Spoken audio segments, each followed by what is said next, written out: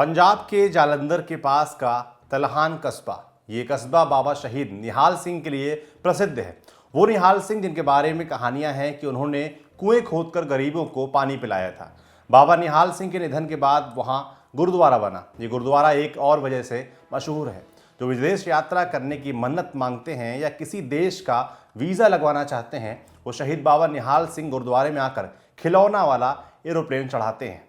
अब आते हैं साल 2003 में। दलित बहुल तलहान में दलितों और जाट समुदाय के बीच संघर्ष हुआ। संघर्ष इस बात का कि दलितों ने बाबा निहाल सिंह गुरुद्वारे की कमेटी में हिस्से के लिए दावा ठोक दिया था। दिन था 5 जून का। दोनों तरफ तनाव हो गया। खबरें बताती हैं कि पुलिस ने बढ़ते तनाव को कंट्रोल करने के लिए फायरिंग कर दी। इसमें एक दलित युवक की जान चली गई। तलहान समेत आसपास के कई कस्बों में कर्फ्यू लगा दिया गया। कांग्रेस की सरकार थी, अमरिंदर सिंह मुख्यमंत्री थे। पुलिस केस हुआ। बीजेपी के तत्कालीन प्रदेश उपाध्यक्ष विजय सांपला, बसपा के जिला प्रमुख पवन टीनू समेत 12 लोगों पर दंगे भड़काने के लिए एफआईआर दर्ज हुई। कई लोग अरेस्ट हुए। कहते हैं कि पंजाब में बीजेपी की ओर से सांपला की राजनीति इसी घटना से चमकी। कुछ दिनों तक चले तनाव के बाद मुद्दे का हल निकाला गया। तय हुआ कि गुरुद्वारा कमेटी में दलित समुदाय के 2 लोगों को जगह दी जाएगी। अब आते हैं 2009 में। एक अधिकारी प्रशासनिक सेवा से रिटायर हुआ। अधिकारी को बीजेपी से जुड़ना था। उधर विजय सांपला पंजाब में बीजेपी के लिए जरूरी और मजबूत नेता थे, लेकिन इस सेवानिवृत्त अधिकारी ने विजय सांपला से ही अदावत पाल ली। अधिकारी का नाम था सोम प्रकाश। वही सोम प्रकाश जो इस समय कृषि कानूनों के विरोध में आंदोलन कर रहे किसान नेताओं और केंद्रीय मंत्रिमंडल के बीच 3 दिसंबर 2020 को हुई मीटिंग के बाद जारी फोटो में केंद्रीय मंत्री पीयूष गोयल और नरेंद्र सिंह तोमर के बीच खड़े देखे जा सकते हैं। सोम प्रकाश को किसानों के आंदोलन में इस समय बीजेपी का संकट मोचक माना जा रहा है।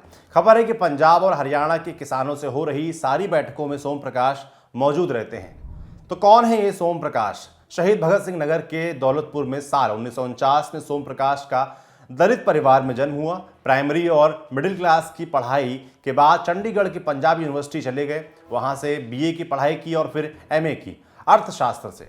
साल 1972 सोम प्रकाश ने पंजाब राज्य प्रशासनिक सेवा का इम्तिहान दिया, चुने गए। सबसे पहले पंजाब स्टेट प्लानिंग बोर्ड में रिसर्च ऑफिसर की तरह काम किया। फिर पंजाब एक्साइज डिपार्टमेंट में एक्साइज और टैक्स अधिकारी की पोस्ट पर लग गए। साल 1988 में सोम प्रकाश के लिए वो समय आया जो राज्य सेवा आयोग के अधिकारियों के जीवन में बिरले ही आता है। सोम प्रकाश का प्रमोशन हुआ। पीसीएस से आईएएस अधिकारी बना दिए गए। फरीदकोट, होशियारपुर और जालंधर में डिप्टी कमिश्नर रहे। Punjab urban planning and development authority में मुख्य प्रशासक अधिकारी रहे। लेबर कमिश्नर रहे।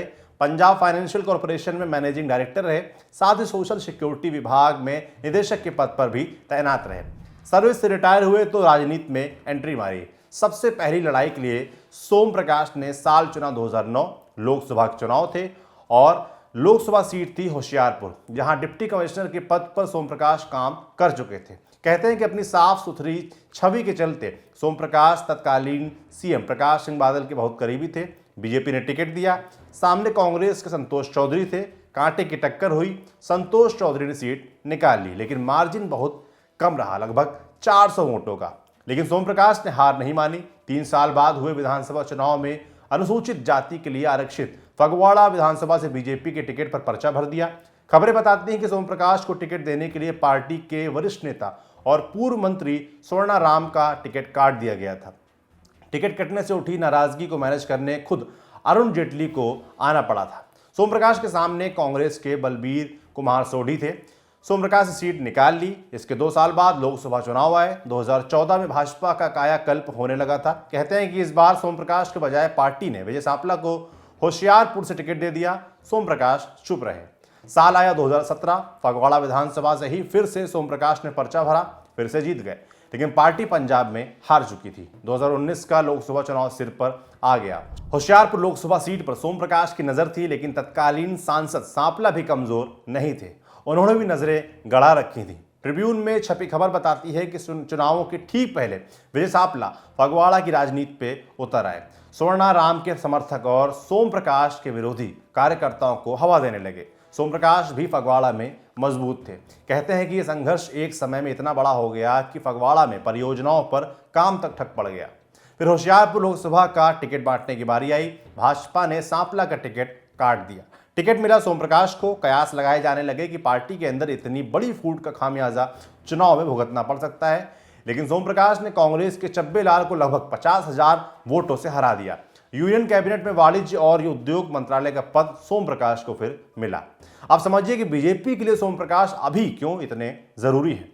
सितंबर 2020 का महीना याद करिए। पंजाब में बीजेपी के साथ दांतकारी दोस्ती निभा रहे शिरोमणि अकाली दल ने किसानों के मुद्दों पर बीजेपी से अपना नाता तोड़ लिया था। हरसिमरत कौर बादल ने इस्तीफा भी दे दिया था, लेकिन अकाली दल प्रमुख प्रकाश सिंह बादल का प्रिय बंदा बीजेपी के साथ अब भी बरकरार था, नाम सोम प्रकाश। खबरें बताती हैं कि जिस समय अकाली दल और भाजपा का साथ टूटा, भाजपा ने अपने पंजाबी बोलने वाले सांसदों और मंत्रियों से संपर्क किया। सनी देओल, अनुराग ठाकुर, गौतम गंभीर, हंसराज हंस, हरदीप सिंह पुरी और सोम प्रकाश से कहा गया कि सोशल मीडिया का भरसक इस्तेमाल करें, किसान संगठनों और नेताओं तक पहुंच बनाएं ताकि कृषि बिलों का विस्तार हो सके। समीकरण और जानकार दोनों ये बात कहते हैं कि पंजाब के दोआबा के गरीब किसानों से संवाद करना हो या अकाली दल के होल्ड वाले जत्थे में बात पहुंचानी हो, सोम प्रकाश इस किसान आंदोलन के समय बीजेपी के लिए बहुत जरूरी है।